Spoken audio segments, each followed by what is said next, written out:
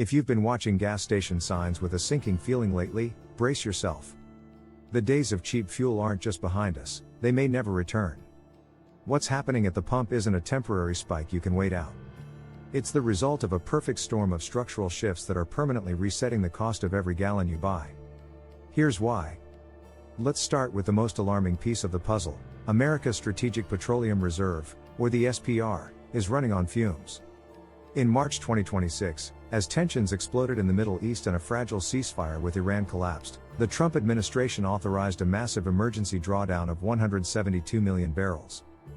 Today, the SPR sits at roughly 319.5 million barrels, just 44% of its 714 million barrel capacity. That's the lowest level since April 1983. But here's what makes this truly terrifying. The reserve has a functional floor of about 250 million barrels. Below that, the aging underground salt caverns in Texas and Louisiana can't maintain the pressure needed to pump the oil out. We have very little buffer room left. What happens when the SPR runs dry? Even before the reserve hits zero, we're facing severe limitations. The SPR can only release about 4.4 million barrels per day at maximum capacity. As the caverns empty, pressure drops, making it slower and harder to pump out the remaining oil.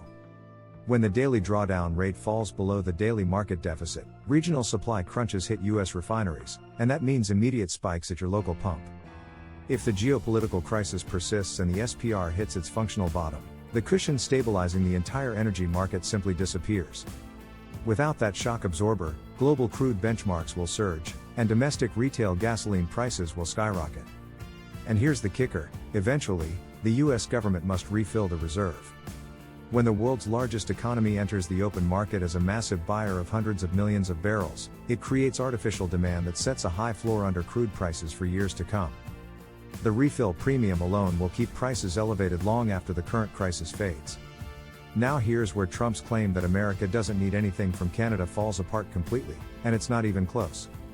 The United States is the world's largest crude producer.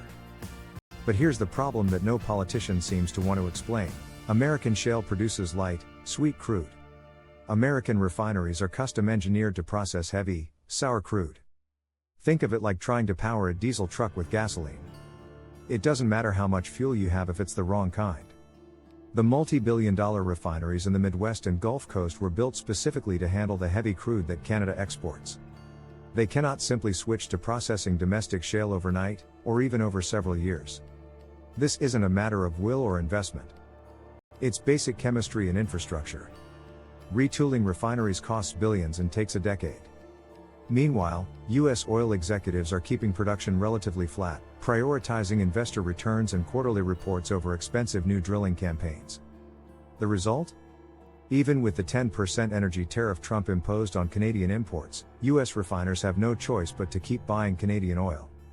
They simply pass that additional cost straight to you at the pump. This is where the story gets even more interesting, and more expensive for American drivers. For decades, Canada was essentially trapped. Its landlocked oil had nowhere to go but south, so U.S. refiners enjoyed a massive discount on Canadian crude, often paying $15 to $20 less per barrel than the American benchmark. That era is officially over. The completion of the Trans Mountain Expansion, TMX, pipeline changed everything. For the first time, Canada can move massive volumes of oil from landlocked Alberta to the Pacific coast in British Columbia. From there, tankers carry it across the ocean. Where is it going?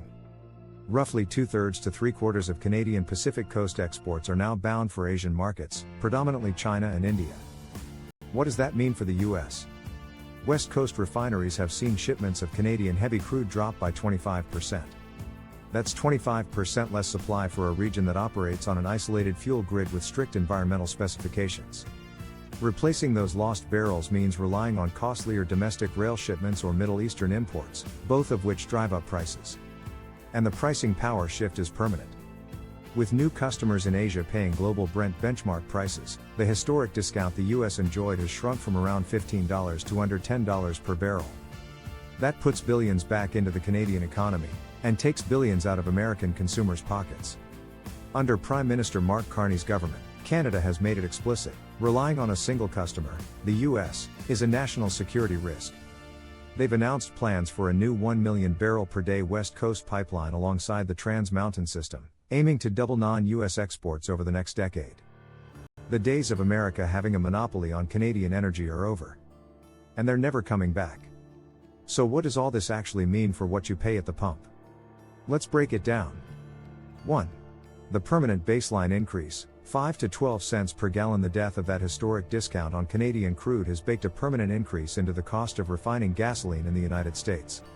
Energy economists calculate that every $10 increase in the price of a barrel of crude translates to about 24 cents per gallon at the pump. With the WTI to WCS discount shrinking by about $7.30 per barrel, that means 5 to 12 cents per gallon is now permanently baked into your fuel costs.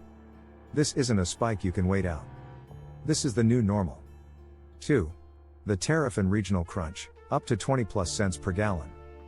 The 10% energy tariff Trump imposed on Canadian imports has compounded the problem. In the Midwest and Great Lakes states, Minnesota, Michigan, Illinois, Ohio, refineries are scrambling for alternative heavy crude blends. The combination of the tariff and the physical diversion of barrels to Asia has triggered localized spikes exceeding 20 cents per gallon compared to historical averages. 3. West Coast squeeze, 10 to 15 cents per gallon. With seaborne Canadian shipments to the West Coast down 25%, refiners in Washington and California are paying premium prices for alternatives. That adds another 10 to 15 cents per gallon for drivers in those states. Regional costs are different. Here are the estimated pump increase. U.S. Midwest, Great Lakes 20 plus cents because of supply diversion plus 10% tariffs. U.S. West Coast 10 to 15 cents because of a 25% drop in Canadian shipments. National baseline 5 to 12 cents resulting from a permanent loss of Canadian discount. Let's address the elephant in the room, the energy tariff. From a strict supply and demand perspective, when you levy an import Trump's tariff on an essential input that cannot be easily substituted or expanded domestically, it functions almost entirely as a consumption tax. It generates inflation without delivering the intended economic benefit. Can the US do something to keep the old gasoline price? No, because 1. US production cannot scale up to replace Canadian heavy barrels, due to both the refining mismatch and capital discipline from oil executives. 2. The tariff acts as a regressive tax, hitting lower and middle income consumers hardest. 3. It triggers secondary inflation because oil is required to transport virtually every physical good in the economy. Higher fuel costs mean higher prices for groceries, manufacturing, and retail. Federal Reserve officials have noted that the dual shock of the Middle East energy crisis and ongoing trade conflicts has pushed core consumer inflation upward. Proponents argue the tariff is geopolitical leverage, a tool to pressure foreign governments on border security and trade deficits. In the short to medium term, without a massive, rapid transformation of domestic refining capacity, which takes years and billions of dollars, the tariff acts as a bottleneck. It increases the cost of refining fuel, forces U.S. consumers to shoulder the bill, and injects artificial inflation into the economy at a time when global energy markets are already highly volatile. Here's the uncomfortable truth: gasoline prices aren't coming back down to what you remember. The SPR is depleted and will take years to refill. Canadian crude is permanently diversifying to Asian markets. American refineries can't process domestic shale efficiently. And the energy tariff is adding a layer of artificial cost that refiners simply pass on to you. This isn't a temporary spike. It's a structural reset. The era of cheap gasoline is over. And whether you're filling up in Michigan, Minnesota, California, or anywhere in between, you're paying for a perfect storm of geopolitical shifts, infrastructure limitations, and policy decisions that have permanently changed the economics of every gallon you buy. Buckle up. The pump prices you're seeing now? They may be the cheapest you'll see for a very long time.